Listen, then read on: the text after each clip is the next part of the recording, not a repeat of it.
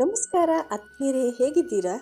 ಚಾಣಕ್ಯರು ತಮ್ಮ ಚಾಣಕ್ಯ ನೀತಿಯಲ್ಲಿ ಹಲವು ವಿಷಯಗಳ ಬಗ್ಗೆ ವಿವರಣೆಯನ್ನು ನೀಡಿದ್ದಾರೆ.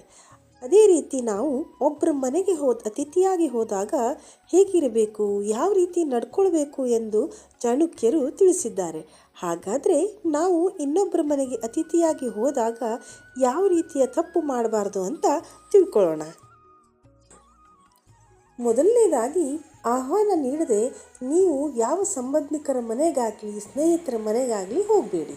ನೀವು ಯಾರ ಮನೆಗಾದರೂ ಹೋಗಬೇಕು ಎಂದಿದ್ದರೆ ಅಥವಾ ಯಾವುದೇ ಕಾರ್ಯಕ್ರಮಕ್ಕೆ ಹೋಗಬೇಕು ಎಂದಿದ್ದರೆ ನಿಮಗೆ ಆಹ್ವಾನಿಸದೆ ನೀವು ಹೋಗಲೇಬಾರದು. ಆಹ್ವಾನವಿದ್ದರಷ್ಟೇ ಹೋಗಬೇಕಾಗತ್ತೆ. ಎರಡನೇದಾಗಿ, ಹೋದ ಮನೆಯಲ್ಲಿ ಹೆಚ್ಚು ದಿನ ಇರಬೇಡಿ.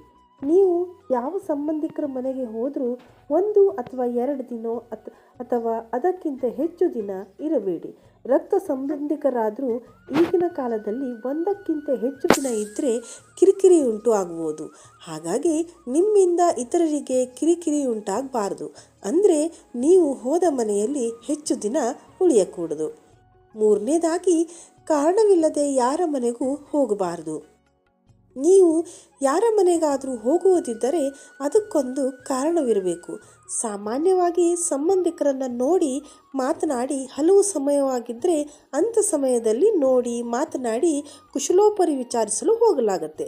ಅದನ್ನು ಬಿಟ್ಟು ಕಾರಣವಿಲ್ಲದೆ ಪದೇ ಪದೇ ಸಂಬಂಧಿಕರ ಮನೆಗೆ ಹೋಗುವುದು ಸೂಕ್ತವಲ್ಲ. ನಾಲ್ಕನೇದಾಗಿ, ಯಾರ ಮನೆಗೆ ಹೋಗುತ್ತೀರೋ ಆ ಮನೆಯವರ ಬಗ್ಗೆ, ಅವರ ಆಸ್ತಿ ಅಂತಸ್ತಿನ ಬಗ್ಗೆ ಹೆಚ್ಚು ಕೇಳಬೇಡಿ.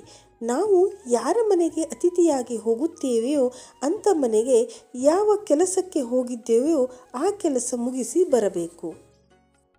ಅದನ್ನು ಬಿಟ್ಟು ಆ ಮನೆಯ ಬಗ್ಗೆ, ಅವರ ಸಂಬಂಧಿಕರ ಬಗ್ಗೆ ಅಥವಾ ಅವರ ಆಸ್ತಿ ಅಂತಸ್ತಿನ ಬಗ್ಗೆ ಹೆಚ್ಚು ಕೇಳಬಾರ್ದು. ಧನ್ಯವಾದಗಳು. ಈ ಮಾಹಿತಿ ನಿಮಗೆ ಇಷ್ಟ ಆಗಿದ್ದರೆ ಈ ವಿಡಿಯೋಗೊಂದು ಲೈಕ್ ಮಾಡಿ, ಶೇರ್ ಮಾಡಿ, ಕಮೆಂಟ್ ಕೂಡ ಮಾಡಿ.